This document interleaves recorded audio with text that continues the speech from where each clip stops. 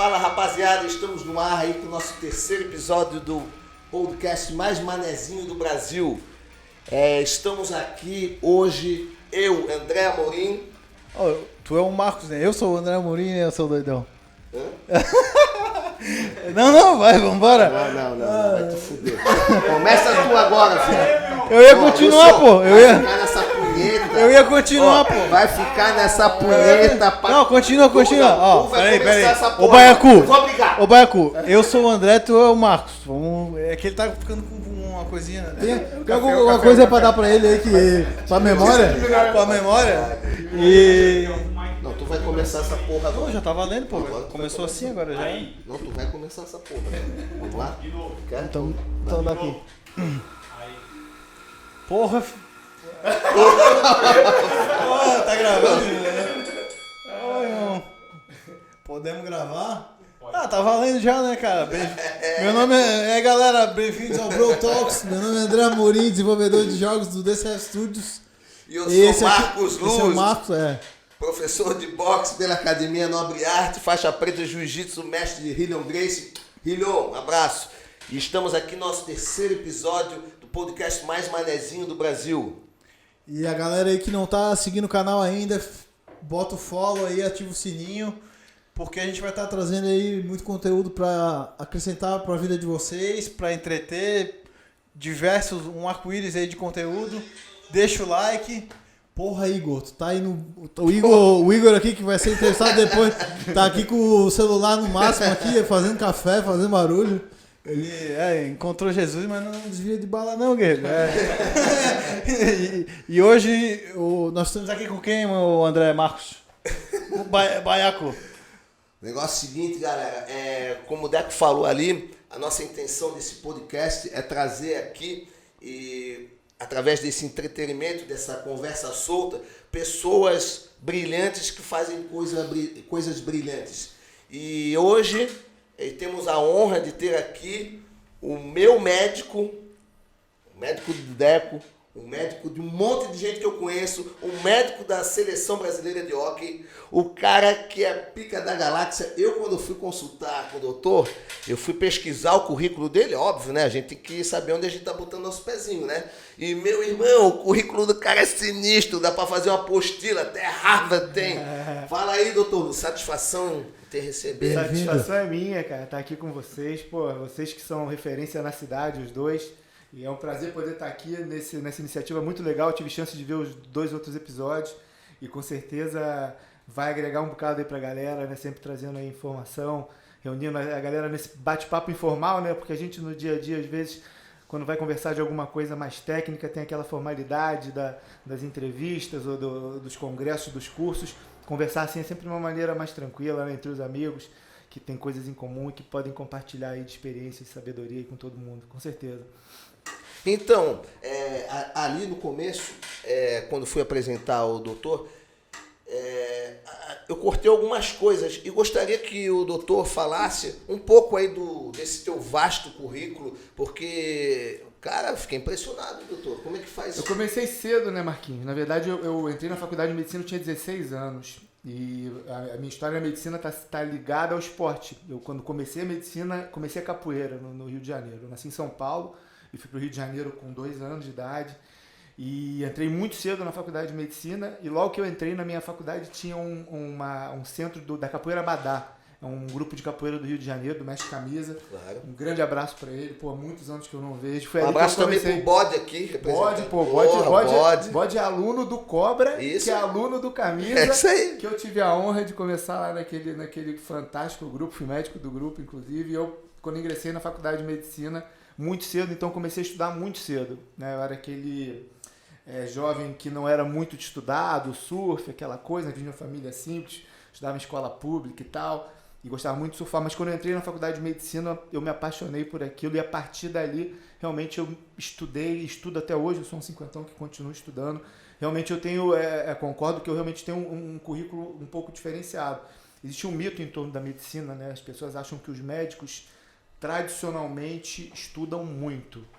Mas a longo prazo a gente vê que as estatísticas realmente não são assim. Eu tive acesso a uma estatística do Conselho Federal de Medicina há alguns anos que mostrava que apenas 6,8% dos médicos do Brasil tem doutorado e 1,3% apenas tem pós-doutorado. E eu tenho esses 2 títulos e são títulos incomuns, de cada 100 médicos, né, 1,3% tem, sem querer, obviamente, se vangloriar, mas para mostrar que, de fato, eu gosto de estudar, uma coisa que eu sou um eterno aprendiz, eu sempre me coloco assim, um eterno aluno, né, eu sempre tenho essa ânsia de aprender em todas as áreas, quero, no boxe, inclusive, né, quero ter a chance de aprender boxe com você, pô, que é uma arte que, né, eu não tive chance de aprender. Então, minha história na medicina começou muito cedo, e começou junto com os esportes. Né? Foi justamente pois é, doutor, eu vou te pedir até um favor, uma receitinha. Sabe qual receita? Pô, a receita de como conciliar, cara. Pô, tu é surfista, e bom surfista, porque a gente que conhece surf, pô, a gente vê teus vídeos, tudo. Um competidor de jiu-jitsu ativo, né? Eu acho que o jiu-jitsu proporciona super legal, categoria de idade, tudo, e faz nós, cinquentões, estarmos na ativa, com títulos internacionais e nacionais e uma agenda que é uma loucura, rapaz. Eu para pegar, eu tive que mandar um direct para ele, que a gente já se conhecia. Senhor doutor, dá um jeito aí que eu quero que tu mude a minha vida, cara. Com essa receita, cara, de fazer tudo com tanta excelência e ainda tu és um marido e um pai muito presente, que eu sei. Cara, com certeza. Eu procuro fazer isso, né? E você, da mesma forma, né? A mesma visão que eu tenho de você. Eu acho que a gente que gosta de cuidar do outro, e você, por exemplo, quando está lá se posicionando para treinar alguém, dar lá os teus ensinamentos, né, diferenciados no boxe, você tem que estar bem com você mesmo. Você, para servir alguém, para servir o próximo, você ser um bom marido, ser um bom pai, para você ser um bom médico, um bom amigo, um bom lutador, você tem que estar bem com você. Então eu sempre procurei gerenciar meu tempo de uma forma que eu vejo muita gente faz isso, o cara fica às vezes muito envolvido com o trabalho, né, e ele está plantando alguma coisa para o futuro, mas às vezes ele abre mão daquele tempo para ele, para a saúde dele, e obviamente isso depois, né, tem uma conta para ser paga. Eu procurei sempre fazer esse gerenciamento, né? Ó, aí, ó, exemplo disso aí, ó. Porque eu até ia puxar o gancho de até um post aí que você botou no Instagram, dei uma olhada no Instagram, dos períodos não é bem essas palavras, mas dos períodos que o cara tá plantando, né, para poder chegar nesse equilíbrio. Existiu um momento que teve que, para chegar no equilíbrio, ir pro extremo de estudar muito. Sim, eu passei por esse momento. Com certeza. Esse momento existe, ele é inevitável. Eu tive esse momento. Você diria que ele é inevitável? Eu acho que é inevitável até no processo de descobrir o equilíbrio, né? Perfeito, não é? No processo de você se descobrir. Eu lembro que uma fase da minha vida eu ganhei peso, minha pressão subiu, eu era muito duro, não tinha grana, eu tinha que correr atrás e tinha que dar plantão. Mas eu vi que aquele também não era o caminho, né? Porque eu sabia que estava faltando alguma coisa. Eu lembro de um ponto muito interessante que aconteceu comigo quando eu tinha em torno de 30 anos de idade, que foi basicamente nesse momento aí que eu estava com a pressão alta, fora do peso, me sentindo mal por trabalhar muito e não ter tempo. Eu pensava assim, se não é trabalhando, não é me dedicando, não é me entregando que eu vou conseguir alcançar aquele carro que eu quero, sair dessa dificuldade financeira, comprar aquela casa, ou parar de pagar esse aluguel e tal, como é que seria? Eu me lembro que eu fui comprar um tratado de economia, sua história foi marcante para mim, porque eu falei, se não é nos livros de medicina, que eu tanto conheço que está a resposta, vamos ver onde é que é, no livro de economia. E fui lá pegar um tratado de economia, e o tratado de economia dizia o seguinte, que se você não é herdeiro, né, eu não sou de fato, você não está naquele grupo de 2% das pessoas do mundo são herdeiras, você somente teria a sua maior renda líquida, o seu maior potencial financeiro com 45, 50 anos de idade, independente da qualidade, da excelência, do trabalho, da dedicação, da tua entrega. Então eu falei assim, eu tô aqui com 30 anos, dou meu sangue demais, mas se eu só vou ter a maneira de colher isso muito no futuro, então eu vou ter que suavizar esse processo, vou ter que equilibrar ele. Porque se eu só trabalhar, eu vou até assegurar um futuro legal, mas eu vou perder minha saúde, eu tenho que dividir um pouco melhor meu tempo. Então tu aprendeu na dor. Na dor. Como todo ser humano, né? A gente aprende só na dor, né? A gente tenta aprender um pouco no amor, mas na dor onde o maior aprendizado acontece. Eu acho. Ô, Lúcio, e nessa época tu já praticava arte marcial? Sim. A minha história com o Gil é bem legal. Eu na capoeira eu comecei com 16. Quando eu formei em medicina, o primeiro mundial de jiu-jitsu, que foi em 1996, eu fui ser médico do primeiro mundial de jiu-jitsu no Brasil. E naquela época existia um problema, vocês devem lembrar, existia um atrito muito grande entre as artes marciais. Quem era do jiu-jitsu era do jiu, quem era da luta livre era da luta livre, quem era da capoeira era da capoeira. E tinha entre o Jiu, né? Aqui pelo menos tinha era o Gracie e o ataque duplo, né? Isso, e tanto é que tinha as bandeiras, mas isso que ele está falando, e é o marco disso, é aquele desafio que teve no Maracanã. Exato, exatamente isso. Fechou o pau. Exatamente isso. Eu sou desse tempo, né? Então a minha situação basicamente era assim, o mestre camisa, ele não deixava no Abadá ninguém fazer jiu-jitsu. O mestre camisa, ele é para capoeira no mundo o que são os Gracie para o jiu-jitsu, difundiu a capoeira no mundo. E um cara fantástico, fora de série. Só que eu entrei com 16 anos na faculdade, comecei a fazer capoeira e era um apaixonado pela capoeira. No meu primeiro campeonato de jiu-jitsu como médico, eu não praticava jiu-jitsu, eu me apaixonei por aquele troço. Ah, então foi em 96? Foi quando eu comecei o jiu-jitsu, né? Eu comecei o jiu-jitsu com, né, eu tenho 25 anos de jiu-jitsu, 24, 25, eu comecei ali eu comecei a treinar jiu-jitsu, mas eu tive que abrir mão da capoeira, porque não dava para conciliar. Se o mestre descobrisse, né? Eu me lembro que nas rodas, quando a pancada comia já, e de vez em quando a galera grampeava, ia pro chão, ele já vinha, dava com birimbau na cabeça, não deixava grudar. Tu fala na hora do esquentamento, né? Exato, na hora que o couro comia na roda. Então, dali hoje não existe mais isso, né? Mas naquele tempo existia isso. Então, naquele tempo, eu optei então por começar o jiu-jitsu. Comecei com o Carlos Gracie, né? Comecei com os Gracie e treinei com eles até o Ryan, né? Até o Ryan morrer, né? Ryan morreu em 97. Peguei até marrom com o Ryan, depois que eu fui para São Paulo, morava no Itaim, treinava lá com ele. Pô, então muito tu tem uma base bem sólida, né? Uma base realmente que forja os campeões. Eu te perguntei até, porque se tu treinava, porque esse forjamento que a arte marcial nos dá é o que dá muito alicerce na nossa vida, né, cara? A arte marcial, Marquinhos, você sabe disso, é uma coisa fantástica, né? Ela molda o caráter do cara, né? Eu acho que a gente já traz um pouco isso de outras encarnações. Mas, cara, vou te dizer, tem que ter um mestre, né, cara? Não. Porque hoje em dia eu sinto, e até uma bronca minha, né, cara? A falta dessa figura mestre. Sim. Meio que banalizou, tudo é mestre, entendeu, cara? E nós tivemos mestre de verdade. Com certeza. Entendeu? Os caras que carregavam no sangue mesmo, o Hillion, Carlinho. Com certeza. Eu sou muito suspeito para falar, né, cara? Porque eu comecei lá com o Carlinhos, na Gracie Barra, com o Sandro, e depois com o Rai, e depois terminei aqui na Aliança com o Rodrigo, um cara fantástico que me estimulou, me graduou na preta, me estimulou a competir, uma coisa que eu nunca tinha feito. Depois de velho, eu comecei a competir com 44 anos. Cara, tem que fazer uma competiçãozinha, é bom demais, né, cara? Isso para mim foi um marco também, essa coisa de dá para carregar, dá para jogar essa metáforazinha para a vida e total. A superação, né, cara? Total. Te deixa com um estímulo, né, Marquinho, de você ter um ponto a seguir, um objetivo a alcançar. E uma referência dentro de ti, né? Uma referência. É porque, quando a gente entra pra lutar, é que nem tu entra pra fazer sparring, cara. Tu sabe, aquele dia tem sparring, né? Porra, o Igor sabe bem disso. Com ele ali, né? Porra, com ele ali é meio cara, complicado. tu pensa assim, ó, tu vai passando por um corredor de emoções, cara, que, porra, cara, se tu ficar na metade, tu não desenvolve, cara. Tu tem que respirar fundo e dar-lhe, né? E o esporte é uma coisa muito importante, né, cara? E o sparring tem uma coisa da humildade, né? Porque o cara, vamos dizer, começa a treinar e nunca faz sparring, o cara começa a se achar, pô, sou foda, pô, dou aqui os ganchos, sou porradeiro, aí vem um pissaco daquele ali, te enfia a porrada, tu pensa, meu Deus, eu sou um merda, aí aquela crista baixa. A arte marcial te educa, né, cara? É o equilíbrio da arte marcial. Mas a humildade, acho que é o grande dom que ela dá pra gente, né? O grande ensinamento, porque se a gente for olhar, a gente aprende até morrer, todo santo dia. É por isso que eu tô todo dia me colocando na posição de aluno, de aprendiz, entendeu? De querer sempre aprender algo com alguém, porque sempre alguém tem algo para me ensinar, né? E isso te deixa sempre jovem, porque essa coisa do aprender é que te deixa sempre jovem, né, cara? Sempre querendo aprender. Busca, né? A busca do Na do programação é igual, cara. Assim, quando eu comecei a fazer o Cruz Brothers, né, que é o projeto que a gente tem junto aí nos videogames.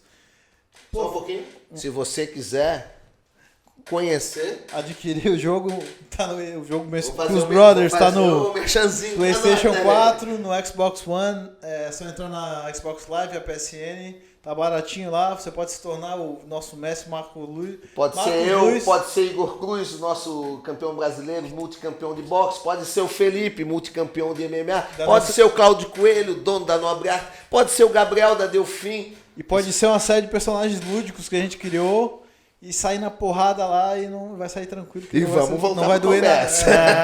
Mas o que eu tava falando é que nessa época do começo do desenvolvimento, tem todo aquele início que é dolorido, né? O cara chega no ponto que, pô, agora eu sei a parada, né? Daí eu conheci meu sócio. Cara, eu vi que eu não sabia porra nenhuma. O bicho é foda. Glauco, abraço aí, Glauco. Glaucão estamos aí junto há uns 2 anos ou mais e me ensinou. Depois que eu conheci ele, que eu cresci assim como na parte técnica, né? Uhum. E aí chega nos pontos que agora eu tô achando que eu sei programar, né? Aí eu pergunto pra ele, ô Glauco, essa solução aqui, né? O que poderia ser feito? Aí ele manda um código ali de 3, eu olho, puta que filha da puta, não entendi nada, cara, que tu fez, cara.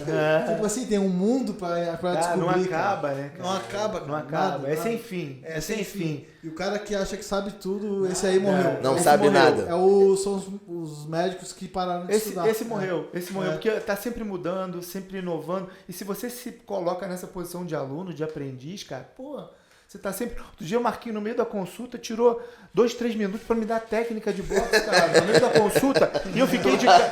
Não, eu fiquei... Isso aí é doido, capaz de... Não, mas eu fiquei de cara porque justamente a fama dele eu já conheço, né, cara? Eu tive chance de ir lá conhecer o trabalho dele, embora eu não tenha domínio no boxe. Dependendo do que ele tomou, ainda fica mais acelerado. Mas, pô, o grau de detalhe técnico, né? Eu compartilho uma coisa em comum com o Marquinhos, que é bem legal, que foi a seguinte: eu, quando me formei em medicina, eu não tinha grana para pagar a festa de formatura, né? Então eu não ia ter festa de formatura. E surgiu uma oportunidade para, na colação de grau, eu ir para Cuba.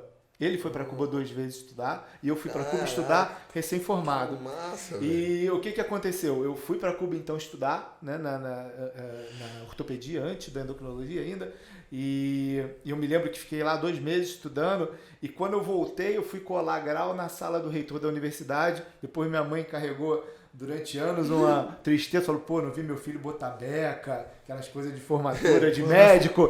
Bem formado, né, cara? Eu fui fazer isso depois, no doutorado na USP, depois, que aí eu tive chance de dar esse revenge, essa vingança para ela ir lá me ver de beca na USP no doutorado, com a coisa em comum que a gente tem de Cuba, né? A chance de você estudou boxe lá, eu fui estudar medicina lá há muitos anos atrás, mas isso, né, quando a medicina lá era boa, né? Porque a medicina depois deu uma degringolada, mas isso há 30 anos atrás, né? Mas, ô, Lúcio, eu vou aproveitar esse ganchinho aí que tu falou de opções e qual o momento que eu sei que tu, além da seleção brasileira de hockey, tu trabalha com muitos atletas e tu contou agora essa história de 96, que tu foi médico lá do Mundial de Jiu-Jitsu. Do Mundial de Jiu-Jitsu, porque eu sei que na medicina chega uma hora que tu tem que optar pelo que tu vai fazer, né?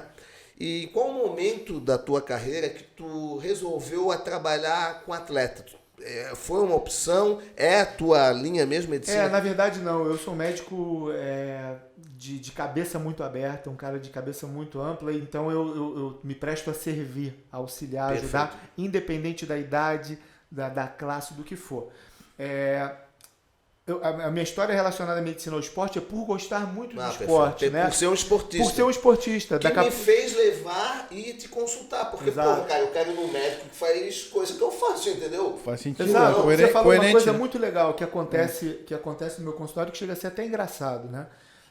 De fato, eu tenho titulação nas maiores escolas médicas do mundo. E às vezes entra um cara na sala pela primeira vez e você acha às vezes que ele vai falar assim, pô, doutor, que legal, você tem título de Harvard, de Cleveland Clinic, de Mayo, de tudo que é hospital top do mundo.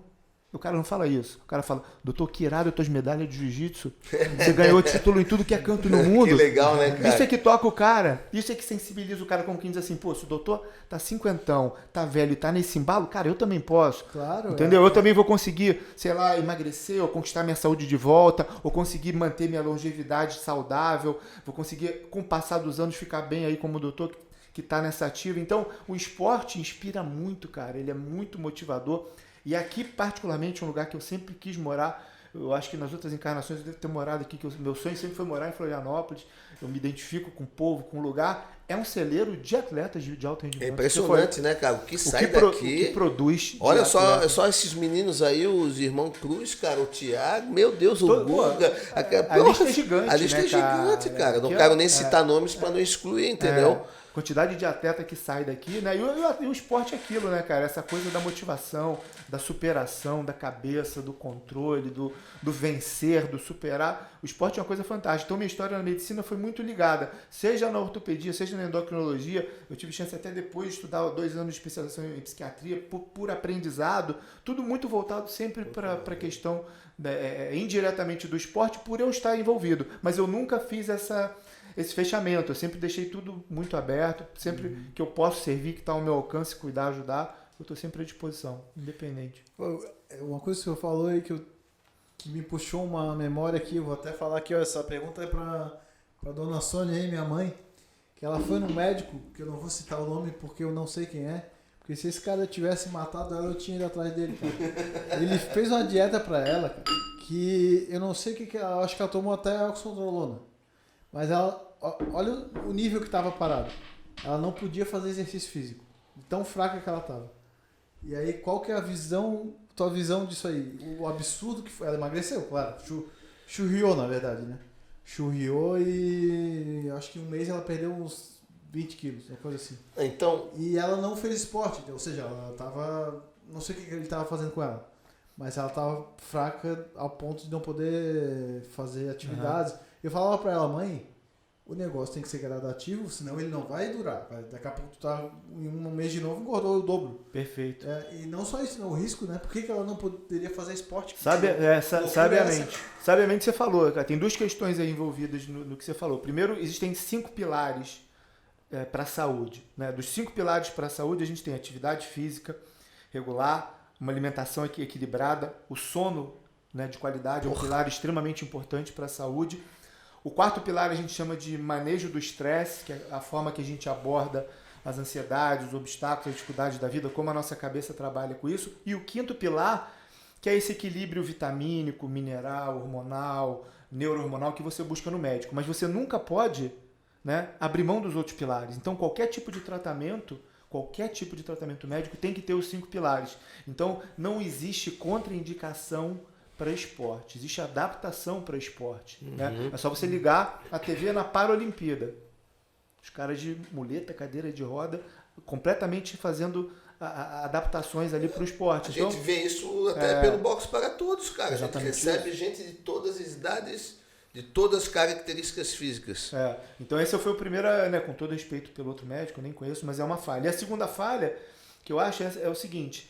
qualquer tipo de tratamento relacionado à medicina da obesidade, ele é crônico, ele é progressivo, ele é suave. Você tem que ter perdas progressivas para o corpo se adaptar. Perder velocidade, quantidade, isso não faz diferença. Perder 20 quilos em um mês, nenhuma diferença faz. E sabe qual que é o absurdo? Ela não era obesa, cara. Ela só estava gordinha. Pois assim. Coisa de mulher, né? Coisa de mulher, que é mais, muito, né? Imediatista, né? Exato. Mas isso aí piorou muito nessa paranoia, Tá uma ainda mais paranoia nas louca, redes cara. sociais, né, Muito. cara? Que se busca sempre o mundo perfeito da rede social. E eu vejo, doutor, que as pessoas estão buscando fórmulas mágicas, entendeu? O produto mágico. E isso, na realidade... E foi o que, no caso, o cara vendeu pra ela, ele entendeu? queria dar, né? Ela toma isso aqui e vai...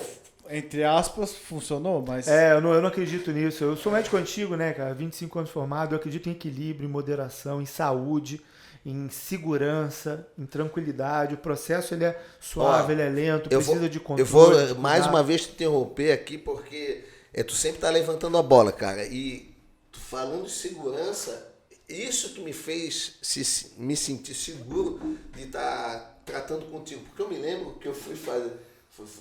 fiz os exames, aí o cara sempre tá querendo tomar um negocinho para ficar alta performance, né? Negocinho.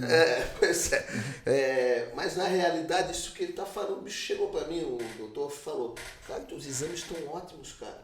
Tu não precisa de nada. Eu fiquei feliz e triste ao mesmo tempo, reto, tá? Não vou te dar nada, cara. Eu não vou te dar nada que tu não precisa. E aí, porra, onde eu vi um bom senso, entendeu? Porque se tu tem médico aí, cara, que te dá um bagulho, tu se sente, porra, e tu vai ficar escravo do médico. Porque quando acabar o efeito do bagulho, tu vai lá, o médico dá mais E é mentira isso, cara. E você, Marquinhos, é um cara que tem anos e anos e anos de esporte plantado, né? Um cara que tá super bem, cara, um atleta, né, cara, um faixa preta de jiu-jitsu da melhor qualidade. A segurança, cara, falou, cara. É outra trata coisa. o paciente com segurança, cara. Até porque você é responsável por ele. Então, você tem que cuidar dele para nada acontecer, para ele ficar bem, para ele viver muitos anos com saúde, com qualidade. Então, eu acho que todo esse cuidado é importante. Lá na clínica, outro dia, essa semana, teve um atleta do boxe muito legal, guri, chamado Léo. Leozinho. Forte abraço, Leozinho. Ó, sou teu fã há muito tempo, tu sabe disso, Leozinho né? é espetacular. E ele é muito legal, ele é um menino extremamente inteligente, ele tá comigo lá há um tempo, e ele quer sempre gravar muitas vezes alguma coisa e falar. E ele tem um cuidado, o pai dele é um cara extremamente responsável, ele é muito pé no chão, e nesse tempo que ele tá lá comigo e que ele ganhou 4, 5, 6 quilos, ele certamente, né, talvez fica na expectativa de achar que alguém acha que ele está usando algo ilegal, algo ilícito, algo que o Comitê Olímpico não permite e tal, mesmo sabendo que eu sou médico da seleção de hóquei há muitos anos e tenho todos esses cuidados com esses atletas. Então, ele gravou essa semana, aqui estou muito feliz, aqui com o meu médico e tal, parará, mas estou aqui com acompanhamento, com cuidado, usando creatina, BCA, coisas que cabem dentro da legislação para ganhar peso, mas com a preocupação de mostrar também aos patrocinadores, aos outros, que está fazendo tudo certinho, com cuidado, sem o que você falou, sem essa loucura que a gente vê por aí, né, cara, de deixar o cara fora de um padrão para depois cair no doping, dar um problema na carreira do cara, entendeu? As fórmulas mágicas, né? As fórmulas mágicas. Não tem mágica, né? Não tem. Tudo que vem muito fácil, Vai tem o fácil. seu preço, né? Exatamente isso. Tem até um bodybuilder, teve uma época que eu não sei se vocês sabem disso, mas o YouTube ele cai o logaritmo ele cai, ele fica preso no tipo de vídeo que tu tá assistindo no momento, né? Isso. E eu fiquei uma época preso em vídeo de bodybuilder, cara. E, por incrível que pareça, eu não gosto de musculação. Mas assim, desde o momento que eu comecei a ver, eu vi como era complexo o negócio, esse esporte, né? Profundo, assim, os caras têm que estudar muito, entender muito da coisa, né? E aí eu vi um vídeo do Rich Piana, que até eu acho que já faleceu, né? Falando sobre suplementação. E ele só fala assim, eat your fucking food, coma a sua comida, antes de pensar em suplementação. Food first. Os americanos falam isso, food first. Comida primeiro. O cara é gigante, né? Ele fala, comida primeiro, come primeiro, depois tu vai ver essa comida parte. primeiro. O suplemento é uma exceção, né? Sempre, né, cara? Para aquele caso que o indivíduo não tem tempo para comer, né? Ou alguma situação atípica, mas a gente preferencialmente opta pela comida, né? Sempre. O corpo prefere o nutriente. O nutriente hoje, puro, natural, já é complexo por causa da química do ambiente, a gente já sofre um bocado por causa dos conservantes, dos aromatizantes, dos agrotóxicos. Isso mudou muito, né? Eu percebo isso com as crianças, né? Há 25 anos atrás, quando eu me formei, quando eu recebi as crianças no consultório, você não via muitas alterações hormonais em crianças. Crianças que eu falo 10, 12, 14 anos. E hoje a gente tem um problema na natureza que a gente chama, são os disruptores endócrinos. Disruptores endócrinos são essas substâncias que tem no plástico, nos conservantes, nos aromatizantes, que desregulam os hormônios do corpo. Então eles mimetizam o efeito dos hormônios no corpo, mas não são hormônios, são substâncias químicas.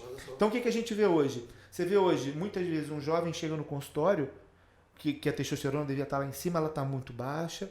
Você vê uma menina que menstrua antes do momento que ela deveria menstruar por uma outra influência hormonal. Então isso já é muito comum na química. Ainda mais você optando por não comer alimento, né? Então se você já está envolvido com uma natureza complexa, né? Com esse tipo de situação química existente hoje no planeta, pior seria ainda você ficar optando muito por suplementação. Eu acho que o alimento tem que vir sempre em primeiro lugar, isso é um conceito importante que foi ficando para trás, né, com essa coisa de suplemento.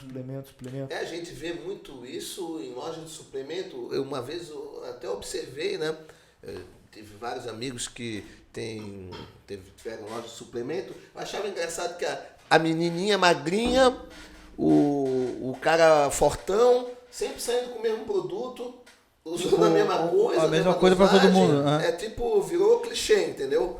Toma isso aí, pau. Porra, e tudo tá na comida. E aproveitando o que o doutor falou, cara, se tu for no supermercado, tu vê que a maioria dos alimentos se abre com a mão. E dizem que tudo que tu abre com a mão de alimento já não presta, né?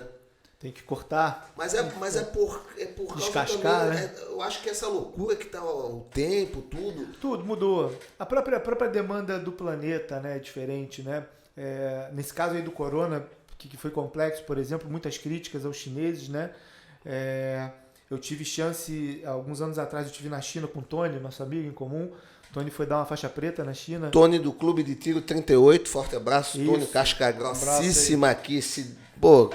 Se a gente pudesse ter a honra de receber ele vai vir, né? Quando ele vier, Ele está nos Estados Unidos. Mas ele vem. Quando eu botar o pezinho, certeza. a gente pega ele. Só não vou dizer que dá pra pegar pelo pescoço, que o bicho é muito duro. Tony é um cara fantástico. A experiência que eu tive com ele em Xangai, quando eu fui visitar ele lá, que ele foi graduar da primeira faixa preta lá na China, foi bem legal a experiência, num aluno dele. Eu fui a um supermercado, eu me lembro, e no mercado, eu me lembro que estava vendo uma parte de um frigorífico lá com as picanhas importadas e 2 setores para lá, um reservatório de plástico, assim, com um monte de sapo vivo, que o cara botava o sapo no saco, pesava, levava e ia embora. Então, onde eu quero chegar, essa crítica hoje da questão chinesa, da demanda da alimentação, a doença viral veio de um determinado animal, esse hábito de comer animal A, B ou C, mas veja só também, um país com aquela dimensão que não tem oferta de comida para todo mundo, eles têm que buscar às vezes outras fontes de proteína em outros animais silvestres que a gente aqui habitualmente não come, né? Então essa questão hoje também... Habitualmente, tudo é hábito, né? A questão de demanda, né? O cara precisa comer, a agricultura não fornece alimento, né? A pecuária, na medida, ele vai buscar outras opções.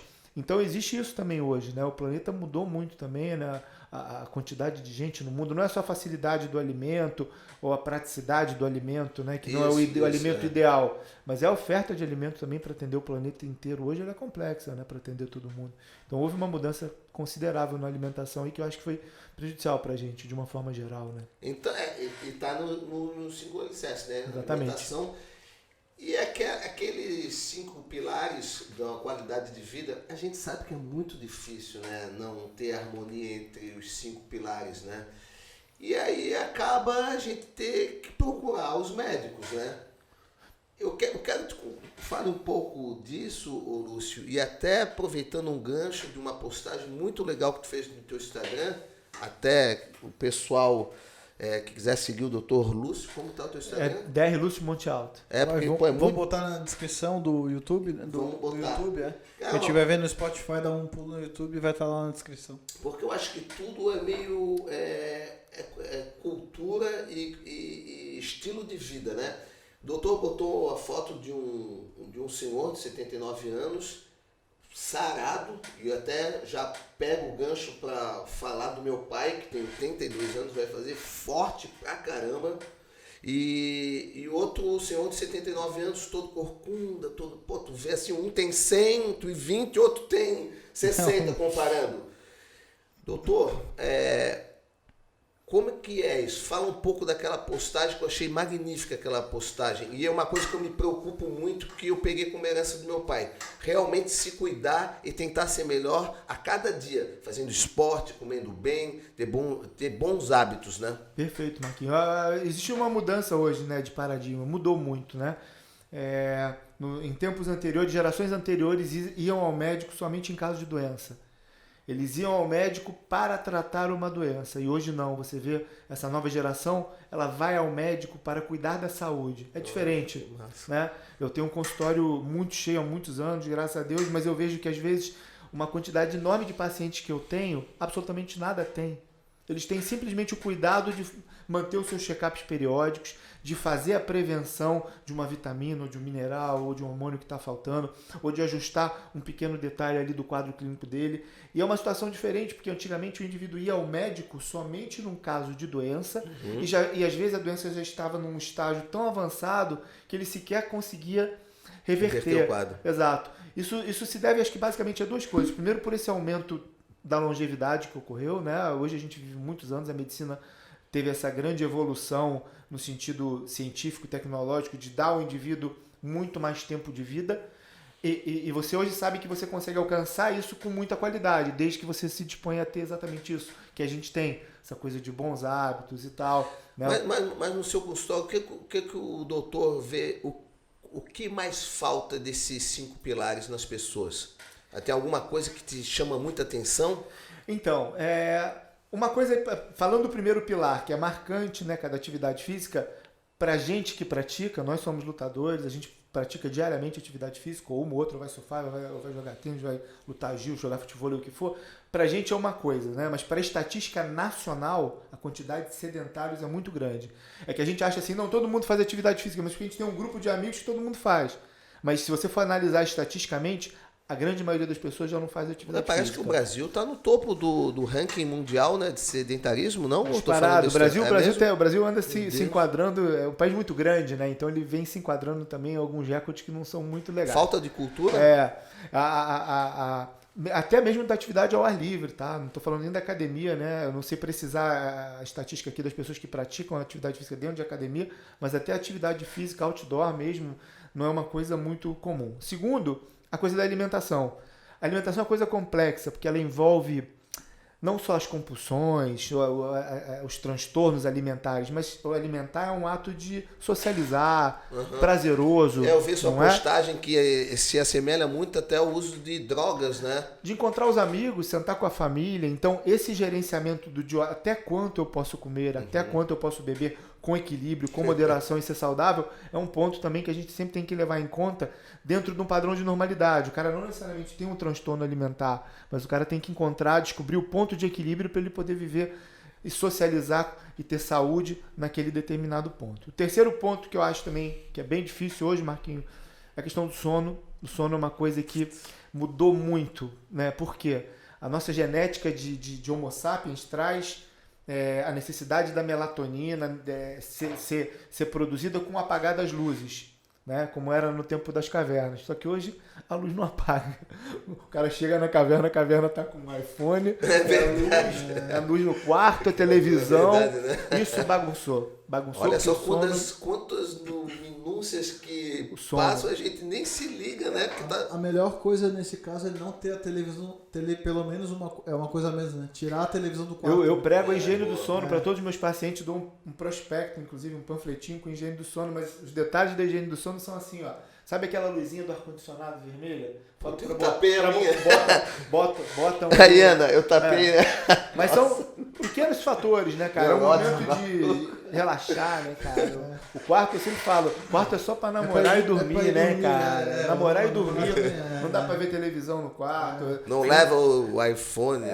Cara. Eu tava com um hábito de sono muito bom. Eu tava dormindo assim 6h30, acordando 5 horas da manhã. Cara, foi eu botar a TV no quarto, estragou. Bagunçou. Bagunçou. É um estímulo luminoso muito intenso pra hipófise hipotálago, pineal. Aí bota lá a série que é legal, o cara fica... Distrai, muda, né? Não, e é hora de dormir, né? Não é hora de... Esse é um ponto também mais complexo. E o quarto, né? Já que o quinto é esse equilíbrio vitamínico, mineral, hormonal que o médico auxilia lá, que é até mais simples hoje, o quarto ponto, que é o manejo do estresse, esse é um ponto também muito complicado. Porque hoje... aconteceu comigo uma coisa engraçada. Eu peguei o Covid quando eu voltei de Nova York em fevereiro. E eu fiz uma escala em Nova York, fui ver um afilhado, mas eu tinha ido em janeiro para Harvard fazer um curso. E o tema desse ano, desse curso de Harvard, era a Era da Ansiedade. Era um curso sobre ansiedade, tratamento da ansiedade. E depois eu fiquei pensando, em janeiro eu fui para uma das escolas médicas mais antigas do mundo, né, que eu vou anualmente para lá estudar. E os caras deram um curso que o tema do curso era da ansiedade, então os caras já estavam, acho que inconscientemente, prevendo que o Covid, que viria 1, 2, 3 meses depois, dessa maneira no mundo, iria despertar todo esse quadro. Então, hoje, essa coisa de como gerenciar a ansiedade, as expectativas, os conflitos, é uma coisa muito complexa para o ser humano, né? Porque... Qual a teu ver, o maior causador da ansiedade? Marquinhos, eu acho que a demanda dos tempos atuais talvez seja a maior causadora. Vou te dar o meu exemplo que talvez você capte o que eu quero dizer. Eu sou médico que eu tenho meu celular acessível a todos os pacientes, né? Então, verdade. Eu tenho quase... Você me responde. Eu tenho 50 mil prontuários, eu estou em Santa Catarina há quase 20 anos, né? 16 anos. Tenho 50 mil prontuários, 50 mil pacientes, todos têm meu celular. Então, todos podem me acessar em qualquer momento. E eu, como médico, prontamente procuro responder às urgências com brevidade e auxiliar eles. Mas vamos voltar uns anos atrás, como é que era antes? Antes, eu estava sentado no consultório. Então eu tinha 30 pacientes para atender naquele dia. Hoje não. A demanda está bem maior. A demanda é maior. Para todo mundo. Para mim, para você. Todo mundo hoje é acessível e as demandas do planeta, do mundo, da vida mudaram. Elas aumentaram e acho que elas geraram no ser humano um pouco de sobrecarga, o que gera ansiedade. Se você não consegue dar conta naquelas 24 horas daquilo que você tem, daquele tempo que você tem, peraí, eu tenho isso aqui para fazer, mas o tempo continua o mesmo. Mas o número de coisas dobrou, como é que faz? Então, pega o primeiro pilar lá, né? Atividade física já ajuda bastante, já ajuda, né? cara, para você descarregar. E a primeira coisa que a gente conversou, né? A gestão do tempo, né? Gerir, eu sei que eu tenho 50 coisas para fazer. Mas qual que é a prioridade, né? Exatamente. A 49, a 15. Gerenciar as prioridades. Gerenciar as Fazer prioridades. tudo ao mesmo tempo agora é difícil. Né? E aí o cara vai ficando doido, né? Aquela coisa, primeiro as coisas primeiro. Eu sempre lembro disso. Primeiro as coisas primeiro. Mas qual é a tua dica técnica que tu fala para os teus pacientes? Como gerar, como controlar essa ansiedade aí? Então, eu acho que o esporte, a atividade física é uma coisa vital para a ansiedade, que é uma maneira de você projetar aquela energia, aquele neurotransmissor que você muitas vezes tem ele em excesso nos casos de ansiedade. A atividade física ela te cansa, te fadiga, você foca em outra coisa. Né? Abaixa um pouco, né? É impossível, né? Você tá trocando soco lá e tá lembrando do problema. Piscou o olho, vai tomar um, entendeu? No Gil a mesma coisa, ou no surf, fazendo uma onda. Então o esporte, ele te... Aquela coisa de viver o presente, né? Naquela cachoeira que eu tenho, aquela cascatinha. Momento, né? O momento presente. A gente só tem isso, né? Eu sempre boto isso para os pacientes. O nome presente é presente porque é uma bênção de Deus. É a única coisa que você tem, cara. Você não tem o passado, já passou. E o futuro, você também não tem. A Deus pertence. No livro O Poder do Agora, cara. É incerto, né? Exato, é incerto. Então, se você pegar esse momento e falar assim, cara, eu não vou me desvirtuar aqui, eu tenho que fazer essa missão. Se eu ficar nessa missão sem pensar nessa, eu vou executar essa direito, certo, rápida, centrada. Depois eu resolvo essa. Então você não perde o foco. Né? E essa coisa que eu te falei do celular. Por exemplo, eu estou na tua consulta. Estou consultando você. Cara, todo o meu foco é no caso do Marquinho. Ah, meu celular tocou. Se não é nenhuma urgência, não tem ninguém morrendo... Volta pro foco. Volta pro foco, cara. O cara não está morrendo. Ele pode me esperar. Mesmo que ele esteja ansioso, certo? Em receber a resposta. O caso dele não é urgente, mas eu vou responder. Isso acontece pra caramba comigo. Pô, direto. As pessoas hoje são tão ansiosas que elas são ansiosas até para responder, né? Então, na realidade, se estepou aqui... cara, é um avanço. Eu não não souber... Tem que saber usar, é uma ferramenta, mas né? é um Tem que saber avanço. usar, É um avanço, a gente tem que saber usar, né? Pois é. Tem um livro muito legal, Não que sabe até brincar. deixar uma dica aí pra galera, é um livro antigo, provavelmente só vai se achar em sebo, provavelmente. Não sei se vocês já leram O Zen das Artes Marciais. E aí fala um pouco sobre o Zen budismo através das artes marciais, né? Um cara lá que treinou com o Bruce Lee e tal. E aí cada capítulo... É um livro bem facilzinho de ler, assim. E a cada capítulo ele fala alguma coisa relacionada ao budismo, né? E em um dos capítulos ele fala sobre a ansiedade. Ele conta que ele estava treinando com um mestre, que eu não vou lembrar se era o Bruce Lee ou se era outro mestre. E o mestre recebeu uma carta da família, que imagina, isso há muito tempo atrás, né? Então a carta... que ele estava esperando há muito tempo, né? No meio do treino, ele recebeu a carta, pegou a carta, deixou de lado, continuou o treino, né? E aí o cara ficou intrigado e foi perguntar pro mestre depois da aula, né? Ô mestre, o senhor recebeu uma carta que o senhor estava esperando há meses, como é que você não pegou e abriu na hora? Porque se fosse eu teria aberto na hora e lido ali na hora, né? Aí ele fala o seguinte, se eu não souber controlar a minha ansiedade nas pequenas coisas, que é abrir uma carta, e abrir ela no momento que eu tiver disposto 100% a estar ali no momento, né, que é o que eu estava falando, como é que eu vou lidar com os problemas maiores? Que se eu não treinei nas pequenas coisas, Perfeito. como é que eu vou lidar com quando vir um problemão, entendeu? É o treino, né? É o treino, o cara treina nas pequenas coisas. Isso é treinado no condicionamento, dia a dia. né? Eu acho que uma coisa que ajuda também é a respiração, né, cara? A galera esquece de respirar. A gente vê até no próprio treino, né? Que quando tu não controla a tua respiração, tanto no surf, tanto na arte marcial, cara, teu cérebro já manda o comando, cara, tu tá morrendo e dá um jeito de salvar, esquece de tudo e faz tudo errado, né? As técnicas de relaxamento para insônia, várias são baseadas em respiração, entendeu? Agora, assim, ó, o que eu acho que nesse processo a gente tem que encontrar a solução dentro da modernidade, porque isso aí é um avanço, cara. Tem que saber usar o brinquedinho, né? Eu vou falar, por exemplo, como isso me ajudou agora nesses tempos de Covid, né? Eu tive quase 300 casos de Covid no consultório e eu não tive nenhum óbito. Eu tive uma internação apenas. Mas isso aí foi de uma ajuda brutal. Por quê? Primeiro, porque mesmo com a agenda lotada, todos os pacientes no primeiro dia de quadro clínico, seja qual for, dor de cabeça, dor de garganta, febre, tosse, me acionavam. Lúcio, eu estou sentindo isso, isso, isso. Isso permitiu que cada um deles fosse no primeiro dia medicado, no primeiro dia tratado. Falou, então você passa lá no consultório, vem cá, pega os remédios, pega o pedido dos exames, começa a tomar os medicamentos hoje. Me deu a chance de cada um deles, todo dia, gravar um WhatsApp e acompanhar. E aí hoje, como é que você tá? Melhorou a falta de ar? Tá melhor? Vamos fazer uma tomografia? Não vamos? Ó, ficou bom. Então, acabou. Sim. Sabe? É um avanço, mas a gente tem que realmente... A gente dominar ele e não deixar ele dominar a gente, entendeu? Porque é um grande avanço. Eu acho que esse passo hoje, né, que pelo menos para mim lá, eu estou exemplificando os casos de Covid que eu tive lá, que ficaram além do que caberia no consultório, muitos pacientes, muitos casos simultaneamente. Agora, graças a Deus, nas últimas semanas diminuiu muito o número de casos, né? A gente está com esperança aí de momentos melhores, mas eu não teria ido tão bem se eu não fosse com a ajuda do celular, do WhatsApp, entendeu? Porque ajudou muito a cuidar, a acompanhar de perto, evoluir, tratar no primeiro dia, ver a evolução de cada um deles, intervir, mudar quando é necessário. Tem que tomar cuidado, né? Que às vezes as pessoas buscam ali saídas que não são as melhores, principalmente no Google, né, cara? Como a gente conversou aquele dia no consultório, o Dr. Google, né? Pô, tem muita gente que às vezes não quer gastar um dinheirinho, não quer investir e vai lá pro Dr. Google. Como tomar suplementos, tomar hormônios. E eu já quero aproveitar isso que eu estou falando para quebrar o estigma de quem realmente entende do assunto, que é a questão da reposição hormonal. Eu queria muito conversar sobre isso, porque não só a reposição hormonal para os homens quanto para as mulheres, que aumenta muito. Eu tenho uma aluna, eu tenho uma amiga, eu conheço algumas mulheres que fazem um uso, que são pacientes do doutor, que melhora muito a qualidade de vida. Porque quando se fala em reposição, a primeira coisa que se fala é bomba.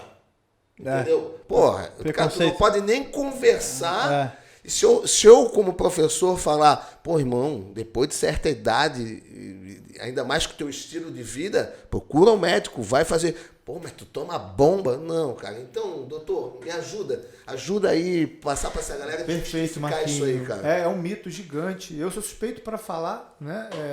Com pós-doutorado em endocrinologia, mas eu, como paciente, eu faço reposição hormonal, sou um 50 que eu faço reposição hormonal. E o grande mito que existe em torno do hormônio é basicamente o seguinte: o primeiro é confundir uma reposição hormonal médica, personalizada, necessária. Se necessária, é avaliada com exame, prescrita num lugar onde é autorizada a elaboração do remédio, uma farmácia normal, uma farmácia de manipulação, que é completamente diferente de uso de hormônios de origem veterinária, de bomba do Paraguai, de anabolizante de uso animal. Discriminadamente. O animal, pensa comigo, um boi, uma vaca tem 700, 800, 900 quilos. Como um remédio desse vai fazer bem para um indivíduo de 80, de 90, de 100? A individualização pesa muito também, 10 vezes a dose, né? É 10 vezes a dose. Então, a bomba realmente é uma coisa muito ruim, o ciclo é uma coisa muito ruim. Agora, o hormônio é uma coisa que a gente nasce produzindo hormônio e morre produzindo hormônio. E com o passar dos anos, naturalmente, no processo de envelhecimento do ser humano, existe uma queda natural na produção do hormônio. Então, muitas vezes, torna-se necessário fazer essa reposição, esse ajuste, que quando é feito de forma cuidadosa, acompanhada, quando ele é necessário, é uma bênção, né, cara? Uma coisa extremamente adequada, permite a gente uma vida longa, saudável, com qualidade, né? A reposição hormonal, ela é no mundo inteiro referenciada, né? Padronizada. Você tem sociedade americana de menopausa, sociedade europeia de andropausa, de menopausa, enfim. Existe muito mito em torno do hormônio, porque justamente confundem bomba com hormônio, né? Com reposição hormonal, que são coisas completamente diferentes. Então surge o mito, né? O cara ali faz clandestinamente na academia, o outro compra na internet, o outro traz do Paraguai, mas Isso é completamente diferente do que a gente faz no consultório, com exame, com quadro clínico, com a necessidade real ou não daquele medicamento, com acompanhamento, com responsabilidade, coisas completamente diferentes. Mas o mito fica. As pessoas misturam. Uma coisa que me chamou muita atenção na minha consulta contigo é daqueles 3 pilares da questão do hormônio, né? As pessoas só focam na testo. Vai lá, testo, e acabam esquecendo ali da questão da tireoide, da vitamina D, e isso é um fator bem Sim, de fato, preponderante, né? Quando você faz um check-up no indivíduo para avaliar um quadro clínico qualquer, você procura fazer uma avaliação ampla, né, dele, né, para que você possa ter elementos para você ali ter o diagnóstico. Então, um outro mito que veio com esses anos, que é muito ruim em torno de bomba, de hormônio, é essa coisa toda que gira em torno de testosteronas. Né? Como se os outros hormônios não fossem importantes. Tem outros hormônios no corpo humano importantíssimos, né? O colecalciferol, a D3, os hormônios tiroidianos, a melatonina, o GH. É uma gama de hormônios que tem que ser analisados, avaliados e que atuam como uma orquestra. E muitas vezes quando se fala de hormônio, o cara fala de oxandrolona, estanozolol, durateston, deposteron, metenolona, boldenona, trembolona, tudo em torno das testosteronas, como se não existissem outros hormônios. Então, a avaliação médica ela é essencialmente individualizada, é personalizada. Cada ser humano é de um jeito único, que é diferente do outro do lado, que é diferente do outro do lado. E o que faz uma boa medicina é você tratar assim, né, as pessoas de forma personalizada, porque cada um é de um jeito, cara. Pensa só a quantidade que a gente tem de amigos. Não tem um amigo igual ao outro. Você tem um parecido com o outro, mas é diferente. As pessoas são diferentes, então você precisa necessariamente tratar as pessoas de forma diferente.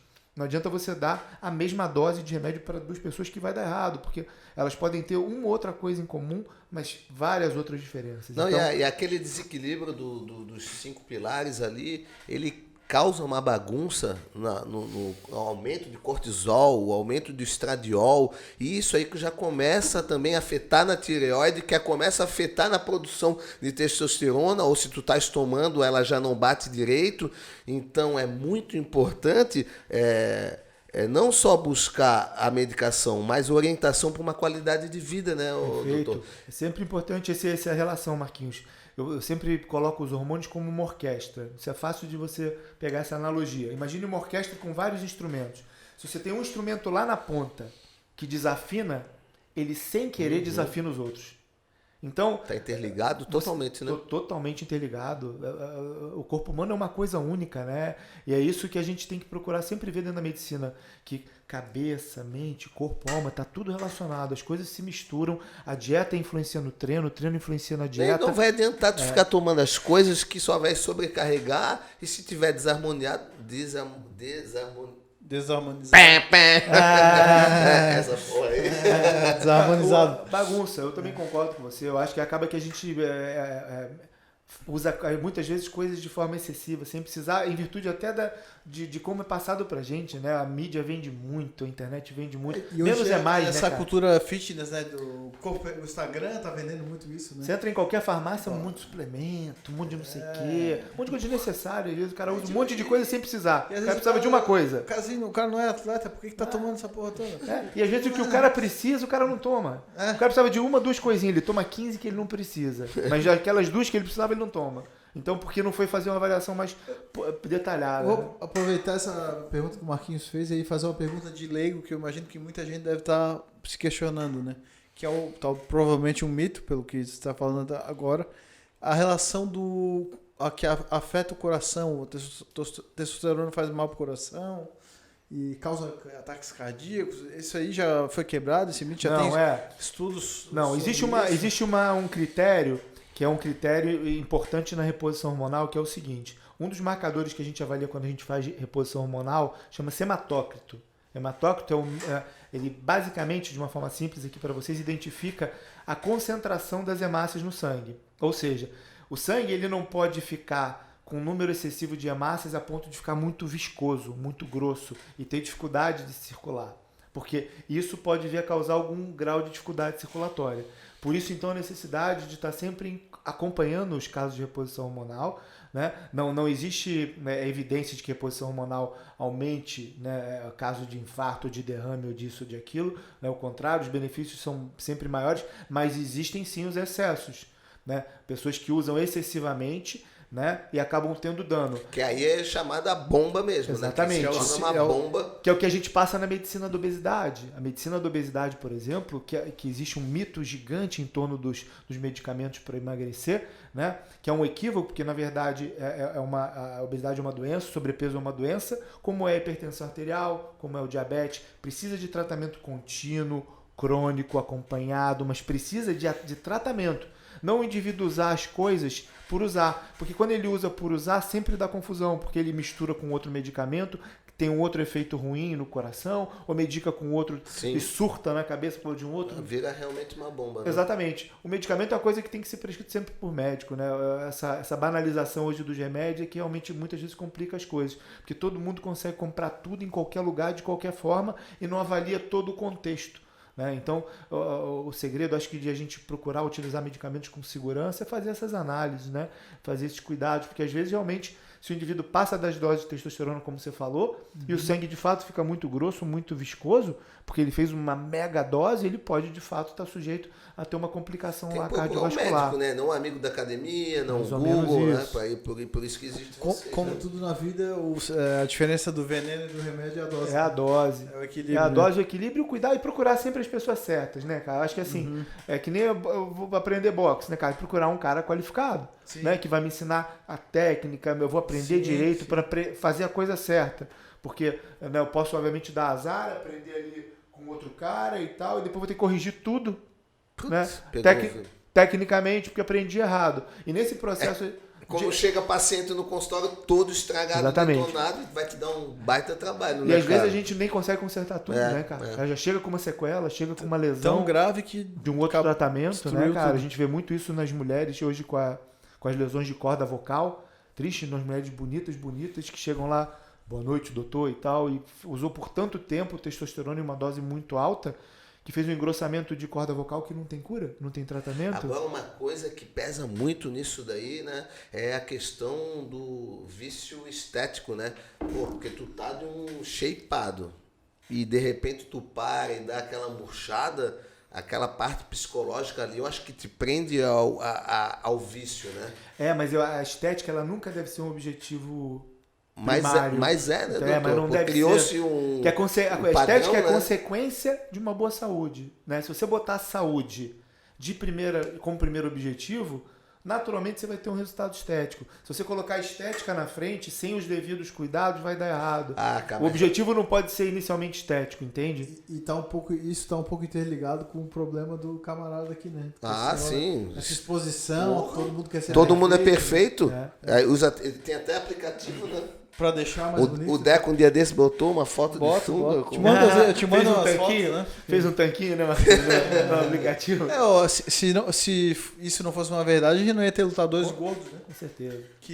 Não, mas tem esse apelo estético que hoje, é uma diferença, né? Do como é que é, você tá bem treinado e você tá... Agora me fugiu o termo, mas não quer dizer que o cara não tá esteticamente bonito, que ele não tá ou saudável ou no hip dele, né? Mas eu acho que o apelo estético hoje ele se tornou excessivo. Eu concordo com vocês, que eu acho que a essência do ser humano nem é essa, né, cara? Você, independente, você tem uma mulher lá linda, o que ela é mais importante às vezes do que ela tá mostrando ser ali, né? A gente vê isso no mundo da moda, né, cara? Não é, cara? No mundo da moda, o que mais vende é aquelas magricela alta, que forçam também para ficar magricela alta. E mexem no Photoshop, né? Você vai ver ao vivo, às vezes não é tão bonito e saúde vem na frente de tudo, cara. Quem tem saúde tem tudo. Eu acho que vida longa é saúde, entendeu? A gente tem que estar sempre pensando nisso. Isso é ansiedade, isso eu tenho 3 minutos ainda. Vou tampar a tela. Estamos falando de obesidade. É possível, deve ser. Mas deve ser muito difícil, né? Porque tem gente que não pratica esporte. E o esporte é fundamental. Não digo em acelerar, mas ajudar nessa performance Completamente. de perda de peso. Como é que faz, doutor? Mas a isso- pessoa que não pratica esporte, não digo obesa, mas é gordinho, como é que é? Dieta mesmo? É isso Então, aí? mas a gente tem que sempre passar para o paciente, Marquinhos, que as mudanças de hábito são importantes. Não é só a dieta, não é só o medicamento, não é só... O esporte é importante até porque a massa muscular conservada vai manter esse processo de emagrecimento, vai acelerar esse processo de emagrecimento. O paciente, quando perde peso, ele perde músculo também, então ele não pode perder músculo. A atividade física, ela não é uma... Todo mundo acha que ela é opcional. Ela não é opcional, ela é uma necessidade do indivíduo. O indivíduo foi feito para se mexer. O corpo humano foi feito para se mexer. Todo mundo acha que é opção. Tem opção de fazer atividade física ou não. Você que determina que tipo de velhice você vai ter. Se você vai ser um velhinho A independente... foto da postagem. Perfeito. Se você é um velhinho independente, você vai viver a base de uma babá, te levando para ir ao banheiro, te colocando na cama para dormir. Depende de como você se movimentar. O corpo foi feito para uso. Isso já pode começar com uma caminhada. Já pode começar. E à medida que ele vai perdendo peso, os pacientes focados no tratamento, ele vai se empolgando. Né? Quantos atletas chegaram para mim lá obesos e viraram atletas depois? Quantos? Não só pro corpo, pra mente, né? Para tudo. O que o Marquinhos comentou aí no começo, que eu tive ataque de pânico, que eu fiquei muito envolvido no trabalho e tudo. A primeira coisa que eu parei foi o treino. Que um dia eu tive um no caminho, cheguei ali no... Ele dava aula no Catarinense, né? Sentei lá perto do estacionamento lá. Sentei lá e vi, cara, não vou conseguir treinar, cara. Devia ter chamado o Igor para dar umas porradas. Eu acho que ele tava lá pra dar mesmo.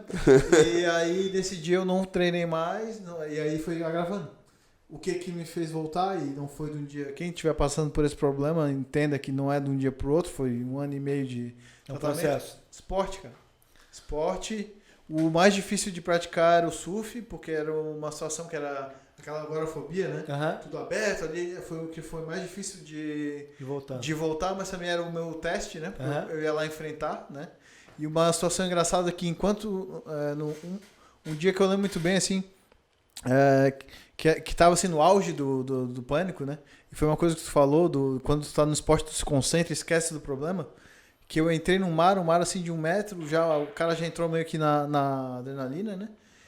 E sentado, eu ficava pensando no pânico, né? Cara, vai dar merda. Mas quando eu pegava a onda, cara, esquecia, e aí, pô, que animal, aí parava e voltava, porque eu tava grave, né? Mas assim, como que no momento que a gente falou da trocação, no jiu-jitsu do rola, da onda, o cara esquece do problema, cara. O esporte, cara, desses pilares, para finalizar aí para vocês, vale a pena dar uma experiência que eu tive ano passado. Foi bem interessante uma aula que eu assisti na Cleveland Clinic ano passado de um médico mais velho sobre movimento, sobre esporte. A aula dele era sobre longevidade, esporte, obesidade, enfim. E ele fotografou uma experiência que ele fez que foi a seguinte. Ele, há muitos anos atrás, comprou 2 Toyotas, um médico americano, né?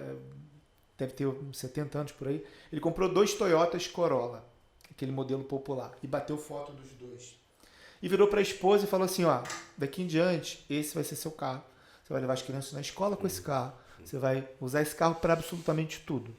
E ela perguntou para ele, tá, mas e esse outro carro aqui que você comprou igualzinho?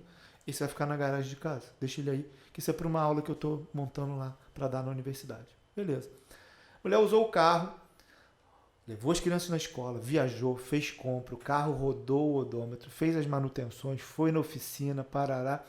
Deu 12, 15 anos depois, ele falou, deu a pesquisa, agora eu vou de novo bater foto dos carros.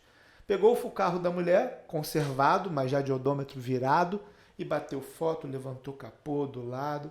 E o carro, claro, com aquele modelo vencido de 10, 12 anos atrás, mas o carro conservado. E foi tirar aquele outro carro da garagem, que foi feito para rodar, mas que nunca rodou naqueles 10, 12 anos. O carro podre, que não usou, carro enferrujado, levantou o capô, tudo engrenado, carro parecia que tinha, né? Então, a essência é a mesma, é uma máquina feita para usar. O corpo humano foi feito para ser utilizado. Com as devidas manutenções. Com as devidas manutenções, com os devidos cuidados, mas é o que eu falo, os pacientes que eu tenho no consultório, às vezes, de 90 anos, super saudáveis, e que os filhos chegam lá no consultório e falam assim, doutor, o senhor precisa me ajudar, estou preocupado com meu pai. Eu falei, mas qual a sua preocupação? Então meu pai, 90 anos, ele continua pescando, joga tarrafa, puxa, joga e puxa. Eu Falei, seu pai tá saudável, seu pai não maravilha. tem nada, deixa ele assim. É esse esporte que ele faz todo dia que você devia aprender com ele, que ele com 90 anos continua se movimentando. Você tá preocupada com a sua mãe que pega a vaquinha, sobe morro, desce morro, sobe morro. Deixa ela levar a vaquinha dela para pastar, que isso é atividade física, com esses 90 anos, com essa perna aí dela, subir morro, descer morro, não vai ser de osteoporose que ela vai quebrar uma perna. Ela tá lá firme e ativa. Você tem que pegar esse exemplo dela, que é um exemplo que ela tá te deixando positivo. Então, o corpo essencialmente foi feito para se mexer. Então, se a gente pode deixar o melhor recado de todos nesse bate-papo aqui, que foi um espetáculo, cara, né, pra galera, é esse: se mexer de alguma forma dentro da paixão, das aptidões, das capacidades de cada um, mas o corpo humano foi feito para se mexer, e enquanto ele estiver sendo usado, né, e esse é o desafio que a gente se coloca como atleta, né, Marquinhos, lá no jiu-jitsu, né? Outro dia me perguntaram, Lúcio, você pretende competir até quando? Falei, a confederação agora botou Master 7, né? Vai até 65, tô aí. Enquanto a máquina deixar, né, cara? Enquanto estiver funcionando, enquanto tiver campeonato de jiu-jitsu aí, 65, 70, enquanto a máquina deixar, a gente vai levando. Esse é o recado melhor de todos, eu acho. Coisa linda. Muito obrigado pela presença. O prazer foi meu. Eu acho que pelo jeito, Deco, o Dr. Lúcio vai ter que voltar aqui. Vai ter que voltar, vai ter que voltar. Várias engatilhadas aqui na cabeça, cara, mas infelizmente... vai ter que ter o round 2 de trocação Vai aí de ter que ideias, ter. Boa. Obrigado, doutor, pela presença. Pessoal aí que ouviu essa talk aí, deixa o like, dá o follow e até a próxima. Valeu. Valeu, galera. Muito obrigado, doutor. Valeu, galera.